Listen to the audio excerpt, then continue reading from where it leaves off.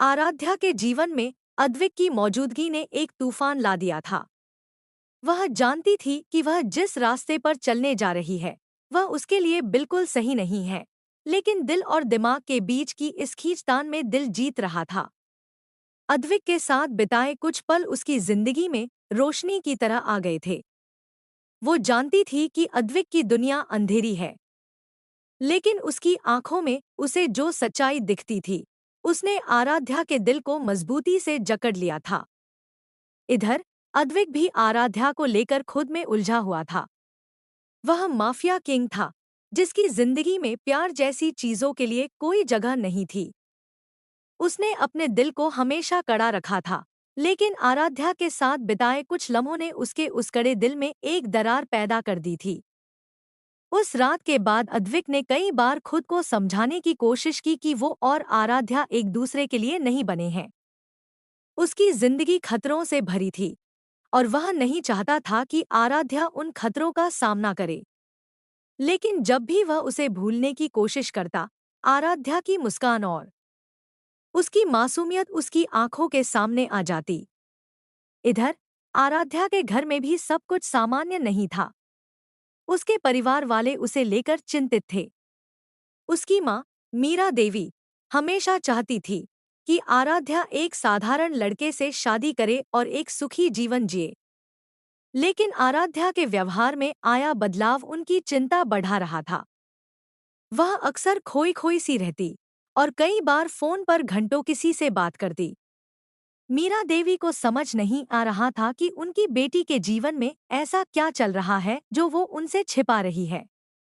एक शाम जब आराध्या अपने कमरे में थी, तभी उसका फोन बजा। स्क्रीन पर अद्विक का नाम देख उसे हल्की सी मुस्कान आई, लेकिन साथ ही उसके दिल में एक अजीब सी घबराहट भी थी। हेलो, आराध्या ने धीरे से कहा। मिलना है तुमसे। अद्विक की आवाज में गंभीरता थी।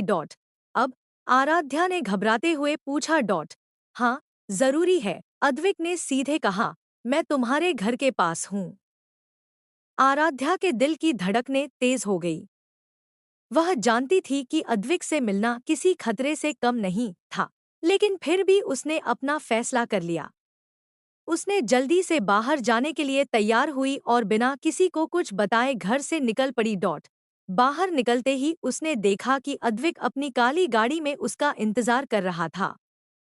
उसकी आंखों में वही गंभीरता थी जो आराध्या को हमेशा अजीब सी लगती थी, लेकिन उसके साथ ही उसमें एक सुकून भी था। कहाँ ले जा रहे हो? आराध्या ने गाड़ी में बैठते हुए पूछा। बस थोड़ी देर चलो, तुम्हें दिखाना है कि मेरी दुनिया कैसी है, अद्विक ने गाड़ी चलाते हुए कहा। आराध्या ने कुछ नहीं कहा, लेकिन उसके दिल में अजीब सी घबराहट हो रही थी। वह जानती थी कि अद्विक की दुनिया खतरनाक है, लेकिन उसने कभी सोचा नहीं था कि उसे इस दुनिया का सामना करना पड़ेगा। कुछ ही देर में गाड़ी एक बड़ी सी इमारत के सामने रुक गई। अद्विक ने आराध्या को नीचे उतारा और कहा, तुम्हें कुछ दिखाना है। वो दोनों उस इमारत के अंदर गए, जहां आराध्या ने देखा कि चारों ओर हथियारबंद लोग थे। हर तरफ डर का माहौल था। अद्विक के सामने सभी लोग सिर झुकाए खड़े थे, जैसे वो किसी राजा के सामने खड़े हों। आराध्या को एक पल के लिए लगा कि वो किसी गलत जगह पर आ गई है। ये मेरी दुनिया है, अद्विक ने ठंडी आवाज में कहा। मैं चाहता हूँ कि तुम इसे देखो, ताकि तुम समझ सको कि मैं कौन हूँ। आराध्या ने उसकी आंखों में देखा, जहां एक गहरी उदासी छिपी हुई थी। उसने अद्विक का हाथ पकड़ा और कहा, तुम्हारी ये दुनिया जितनी भी खतरनाक हो, मैं तुमसे दूर नहीं जा सकती। मुझे पता है कि ये सब आसान नहीं है, लेकिन मैं तुम्हारे साथ हूँ। अद्विक ने हैरानी से उसकी ओर देखा। वह सोच रहा था कि आराध्या डरकर भाग जाएगी, लेकिन उसकी सादगी और साहस ने उसे चौंका दिया। तुम्हें पता है कि मेरे साथ रहना कितना मुश्किल है? अद्विक ने गंभीरता से पूछा। हाँ, लेकिन दिल ने तुमसे प्यार किया है और मैं अपने दिल के फैसले से भाग नहीं सकती, आराध्या ने दृढ़ता से कहा। उस पल अद्विक को एहसास हुआ कि आराध्या सिर्फ एक साधारण लड़की नहीं है, बल्कि उसमें वो ताकत है जो उसे इस खतरनाक दुनिया में भी उसके साथ खड़ा कर सकती है। लेकिन क्या उनकी इस प्रेम कहानी का अंत सुखद होगा? क्या अद्विक अपनी खतरनाक दुनिया से बाहर निकलकर आराध्या के साथ एक नई जिंदगी शुरू कर पाएगा? अभी तो यह सफर शुरू हुआ था और उनके सामने कई मुश्किलें आने वाली थी। लेकिन एक बात साफ थी, दोनों के दिल एक दूसरे के लिए धड़क रहे थे और अब उन्हें इस खतरनाक दुनिया में अपने प्यार को बचाए रखना था।